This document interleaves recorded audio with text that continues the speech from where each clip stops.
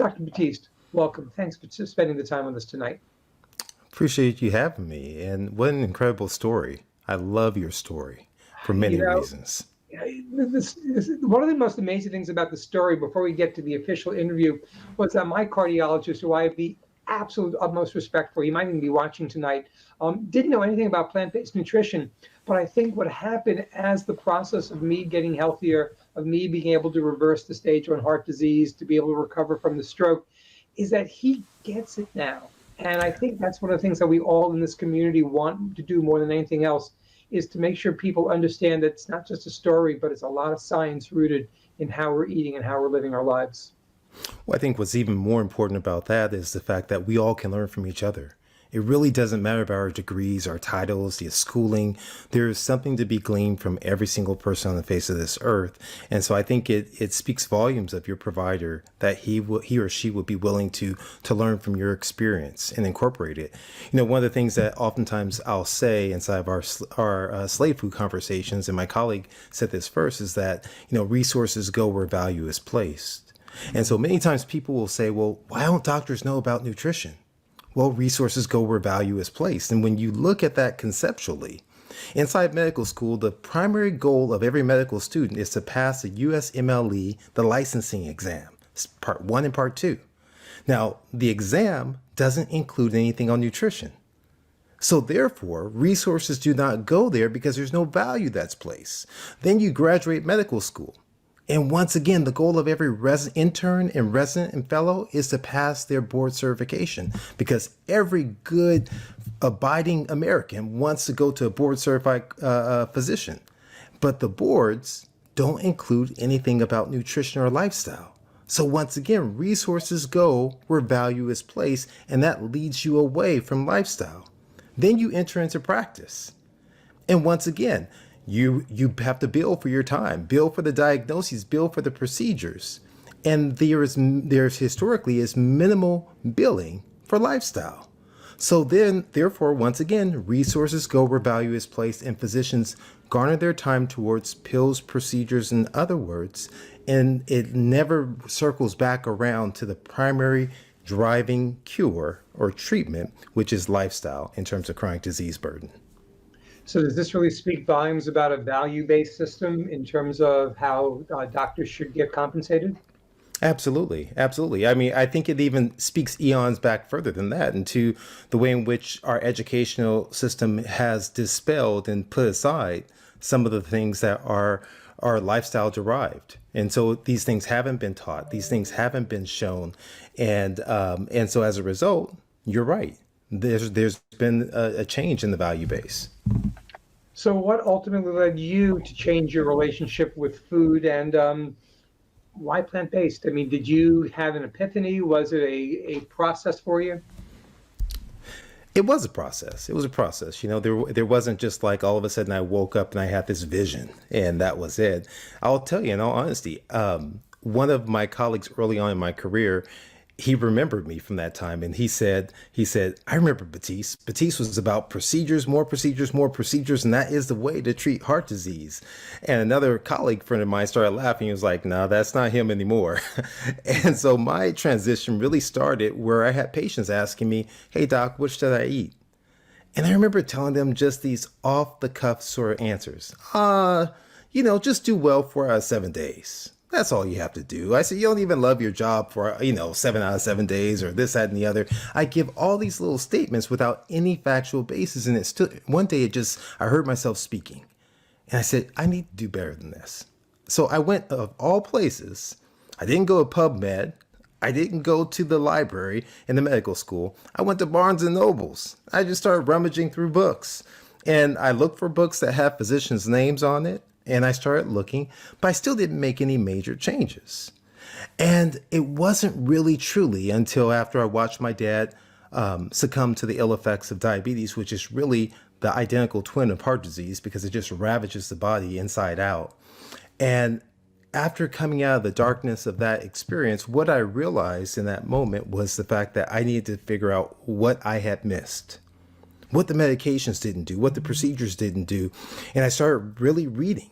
And I started reading. This was at the beginning of YouTube and these things like that. And I started going through, And I was just convinced by the power, the information from the likes of Dean Ornish and Esselstyn, and even going back before that to Nathan Pritikin, looking at the actual research and going then into PubMed, which is a National Library of Medicine division where you can do researching on papers. And I really saw that, guess what? This disease, vascular disease, heart disease, could be stalled. And in some instances, the perfusion reversed or improved. And that's all I needed to hear at that point in time. Isn't stroke and diabetes and cardiovascular all the same disease? It is. It is. I mean, stroke and heart disease, it's just a matter of location. You know, out here in California, I'm in California. And so we have these long freeways or highways, we call it. And you will be on the same road, and all of a sudden you transition, and the road is called something different. You'll transition, it's the Artesia freeway to 91, 91 to the 215, or vice versa. You have all these variances just upon the road traveled. And so that's the same thing with strokes. Strokes are just located inside the brain, but it's the same vasculature that affects the heart, the same vasculature that affects leads to impotence, the same vasculature that leads to peripheral vascular disease and cramping in the thighs and legs. You mentioned your dad. Did he have diabetes throughout your life? Was that something that you were afraid you would actually succumb to? I don't know that I was afraid. I just kind of saw it as this is the natural course of things. That I grew up with my dad. There were needles there and so forth. There was insulin around, and this is how life was. It was just one of those things. I didn't really think twice that it didn't have to be that way growing up. I didn't think twice about the fact that watching my grandfather with Alzheimer's, that maybe it didn't have to be that way. I assumed that this was a course of life that we all were succumbed to.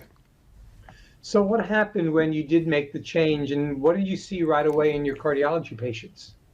Was it immediate? Well, yeah, I'll tell you, it was meant to be. I believe in the higher power. I mean, I don't believe I'm here by chance or by anything of that sort. And I'll be honest, I was afraid. I mean, if you know this, I have a distinctive appearance to myself. No, not in that I have fluffy hair, nice hair like you do, but a distinctive tan. And so I'm African American, if you didn't know. And so there's not a lot of African American cardiologists around the nation, and specifically the area that I practice in. I'll be honest, I was scared of being that guy. Of being a guy who was different than everyone else, that I was recommending something different than everyone else. I had gone through training to be an interventional cardiologist, and to start to recommend things that were different, it actually scared me. And it came to a certain point that I just said, you know what? I just have to do it. And I'll tell you, this is why I say it was meant to be. The first 3 patients I got, one came to see me because of the fact that my colleague said, well, I think you need a complex stent. Go see Columbus. Another one came just to see me with crushing chest discomfort. And another one, I didn't have any eloquent words. Wasn't extremely knowledgeable about the science. I just was learning the process and really understanding things. And all I did was write down 3 books for them, just 3 books. And I said, and I validated the importance of embracing lifestyle, of transitioning their diet from where they were at to something different. And I'll tell you, all 3 patients came back to see me with improved symptoms. Even my colleague said, he was like, man, Columbus, I'm not sure what's up with what you're telling people about diet, but it obviously works. And so I knew in that instance that this was something I had to do, and it wasn't about me. I had to get out of my own way, and I needed to start just conveying information to people, and hopefully the message would be received by those who listened. You mentioned health disparities, so it's a good opportunity to jump a little bit further in there. Health disparities, health equity are some of the hottest topics today. I think about myself and what happened to me, that I'm fortunate of who I was, my color, where I live. I might not have had that same opportunity to be taken care of if I was in a neighborhood that didn't have access to good hospitals. So what are you most passionate about related to the health determinants and health disparities, and what should our audience know about this? Well, I'm most passionate about eliminating it. And I'll tell you, I saw it for the first time in my life up close and personal. So coming out of COVID, out of the pandemic, we knew that we were seeing increased amounts of heart attacks, of thrombosis, of strokes, of pulmonary embolus, of inflammation of the heart, and so forth. We saw these things starting to take hold across the medical literature, and we were seeing it clinically. And I'll never forget, and I've had this, I was allowed to convey this information, but my wife, all of a sudden she tells me, hey, you know what? She calls me and she had taken my daughter to a birthday party. We were at the end of the pandemic and so forth. And she says, hey, I was having chest pain. I think I'm having a heart attack. I said, what are you talking about? First of all, my wife minimizes everything. So I'm like, are you joking? What's going on? No. Well, I took the dog for a walk and I had some chest pain when I was out walking. And she had just recovered from COVID. And I said, okay. And she said, I took 2 aspirin. I said, okay. And then she said she proceeded to take my daughter, but felt so much discomfort in her chest that she didn't want to walk in with my daughter into the restaurant. And I said, okay, I'll be right there. I said, but you need to call 911. And called a friend of mine who was close by, a physician out that way, called 911. By the time I got there, the ambulance services were there, but they didn't want to take her. They said, well, I think she's okay, but she's still having discomfort. I said, I'll take her myself then. I drove her to a hospital where I had worked before, where I've done procedures, where I've opened up arteries, that I've taken care of patients with heart attacks. I didn't have my scrubs on. I didn't have a lab jacket on. I didn't have my badge. We waited in line like anyone else, where we know that the priority should be for patients who are potentially at risk for a heart attack should be taken immediately. The symptoms, in my words, were minimized by the nurse who was checking me in, who was not my color or hue or complexion. My wife goes to the back. I'm not allowed in, which I understand the protocol. She was not. I called her and she said, oh, I'm just waiting out here. I said, have they done an EKG? Are you back under monitoring?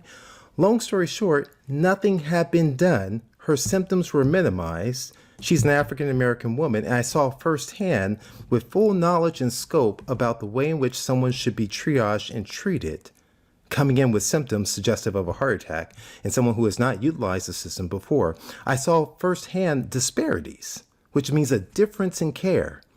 As I explore through literature, we understand that this is pervasive through gender, males versus females. We see it based upon racial groups. There's a racial divide in terms of the preponderance of disease, but also not just that, the treatment.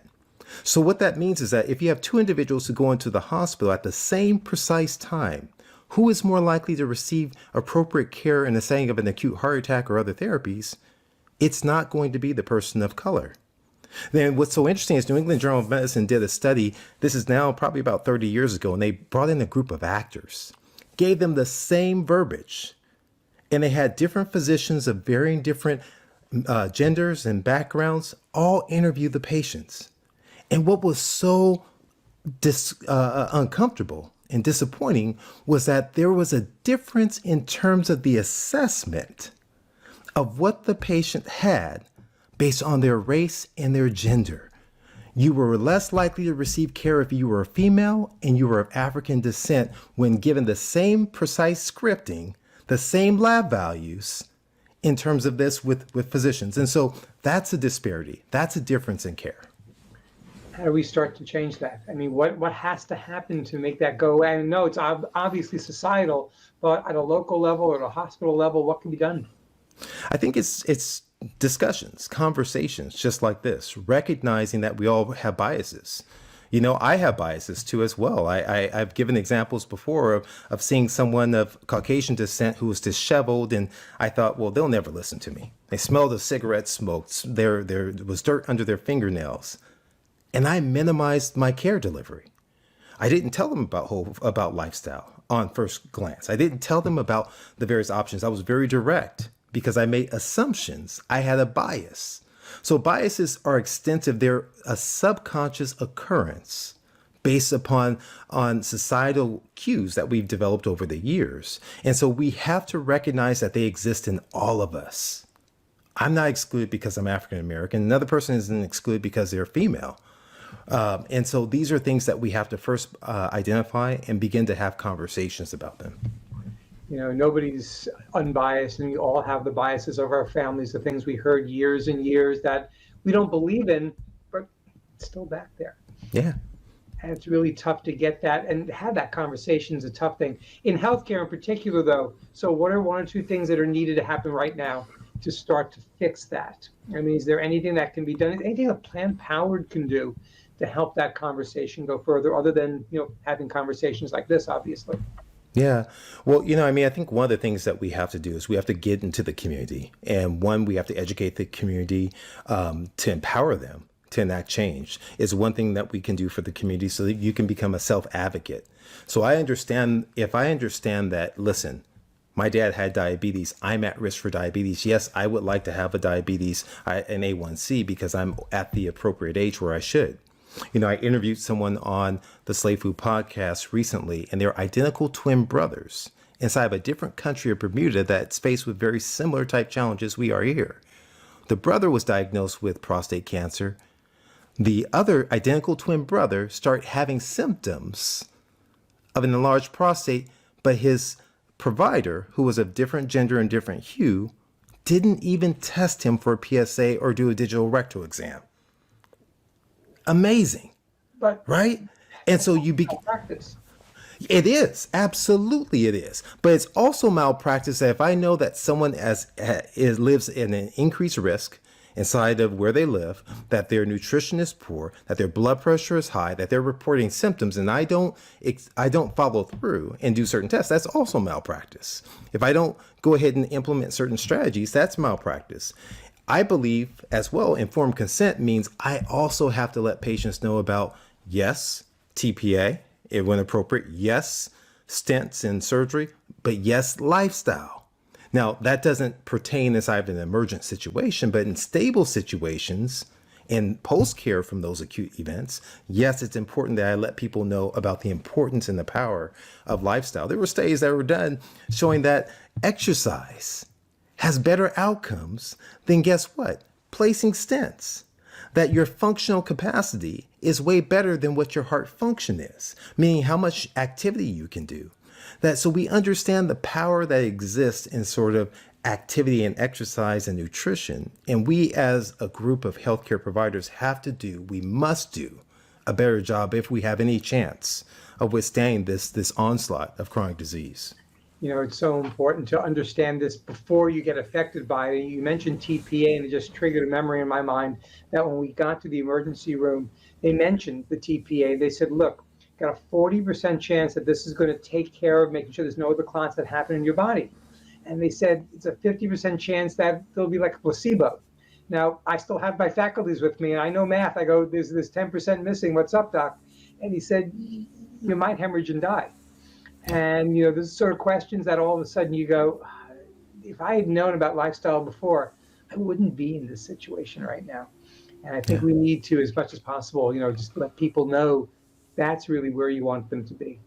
Yeah. And if I'm truthful, there's no 100% guarantee in this life. Yeah. So you have patients who will do everything perceivably that's correct and can still end up in a situation where they're in need of care. And I think that's the value of being able to tap into care when you need it, but not to abuse the care because you abuse lifestyle, that you want to marry the two together. So one other thing about health disparities, how does stress play into it? And is that something that is very focused on an African-American community as opposed to another community? Expand. No, that's great. So we know that there's something called socioeconomic status. And so we understand there's a huge financial disparity and divide inside this country of those the haves and the have-nots. And there's a multitude of studies that have shown that the stressors of socioeconomic status of a lower socioeconomic group tend and historically do poorer than groups with a higher socioeconomic status. And so this becomes important. So when you add that to racial disparities and gender disparities and sexual identity disparities that begin happening, you have this cascade that triggers in the amygdala and begins this process of stress hormones that begin to cascade and peruse throughout the body, activating the bone marrow and leading to inflammation and leading to destabilization of the coronary plaques that lead to what? Heart attacks, strokes, and events. That this cascade of stress hormones that percolates, it impacts your sleep. Now it worsens your sleep, which drives up the stress hormones further. That then drives this cascade of preparing you for fighting or for fleeing, right? And that also produces what? High blood pressure, produces diabetic state. And so it becomes a vicious cascade that's intertwined. Now we light the match by, in these communities that have lower socioeconomic status, we fill them up with food deserts and food swamps and poor nutrition foods of what I characterize as nutritional stress, that now it becomes combustible. And we see this explosion of disease and we wonder why. Why are there marked stark disparities during COVID in certain communities? Why is it that people are struggling? Well, because this has been the case for many, many, many decades, if not centuries, that have gone by in the past. Amazing. You've used the acronym SELFISH before. Want to elaborate on that and how that applies to the conversation we're having tonight? Yeah, it's a cure. I mean, in all honesty, we look at selfish in a negative connotation oftentimes, and it's something that just struck hold of me probably several years ago. I'm trying to put pen to paper now at this point, but oftentimes inside this idea of lifestyle, we focus on nutrition, rightfully so. And nutrition still is the central core of the message of selfish, but selfish is an acronym that starts with spiritual. Doesn't necessarily mean religious. It could mean becoming in tune with nature. It could mean deep breathing. It means, yes, for those who actively are meditating and praying, we do see that there is an increase or a decrease inside the stress hormone cascade and improve outcomes. And these pertain to cardiovascular events, lower rates of diabetes, improve mentation, ability to focus in school is the S. The E for exercise or activity. I always tell people it doesn't have to be CrossFit. Doesn't have to be Taibo, for those of you old enough to remember Taibo. Doesn't have to be Peloton, right? Or Jane Fonda Fitness, aerobics. It can be simply just walking up and down the stairs, parking further away, taking the stairs just a little bit more, that you engage something called non-exercise activity thermogenesis, getting neat with it, that it helps lower your blood sugars too as well by walking 2 minutes after you eat, just 2 minutes. Powerful that's there.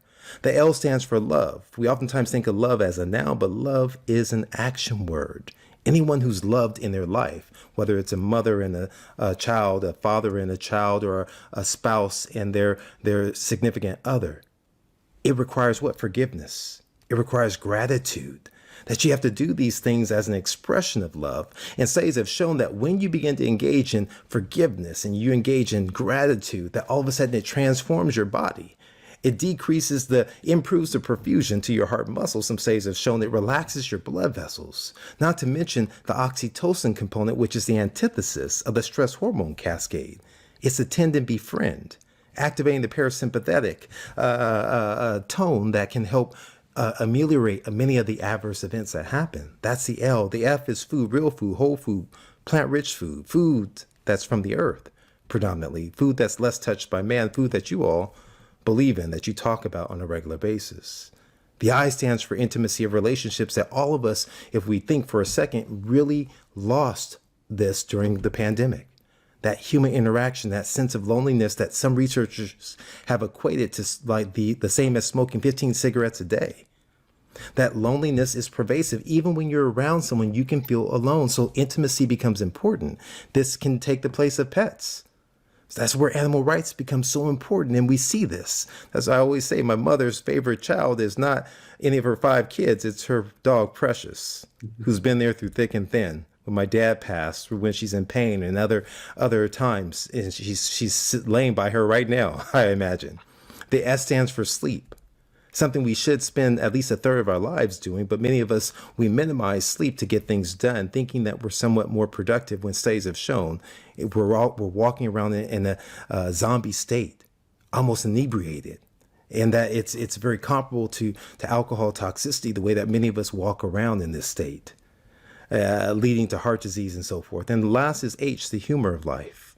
I love telling this one small study that was done, and what they did was they took a group of individuals who'd suffered heart attacks, and they said, we recognize, similar to like Ornish's program, that cardiac rehab is extremely beneficial, of exercise, stopping smoking, and adherence to your medications while you optimize your nutrition.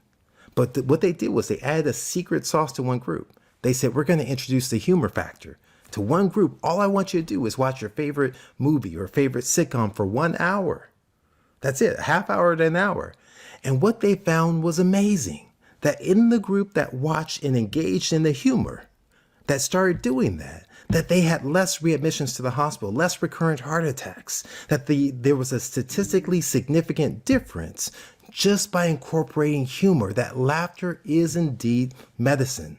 So when we talk about selfish, You get selfish not so you can live a life selfishly, but so you can live a life selflessly, that you can live a life of purpose, that you can be selfless in your community and re-engage and narrow these disparities and help others around you. And that is the sole goal and purpose of getting selfish. Amazing. We have time for one more quick question, and that is one we're asking every one of our speakers tonight. And that's, what is one thing that you do to keep a sense of positivity and purpose in today's challenging world? I'll be honest, it's giving back. It's taking time to really meet people where they're at. So whether or not it's working through my nonprofit inside the community with barbershop initiatives or giving lectures, I'll be honest, when you give, you receive far more than you give. Far more. Long day yesterday, and someone called me up, young, 48, massive chest discomfort, found to have multiple blockages, and they were able to reach me through my sister. And so I called them after a long day of work at 9 o'clock at night. I was tired. I was hungry. Sometimes the plant-based food, it kind of dissipates in your system. You need to kind of recharge a little bit. But I'll tell you, after I spoke with them and their level of gratitude to me, I felt more gratitude to them that they had recharged my soul and my being and my purpose. That's what's important. Beautiful. Dr. Columbus Batiste, you are one amazing individual, and we are so appreciative you took the time out tonight to join us. Thank you so much. Appreciate you. Thank you.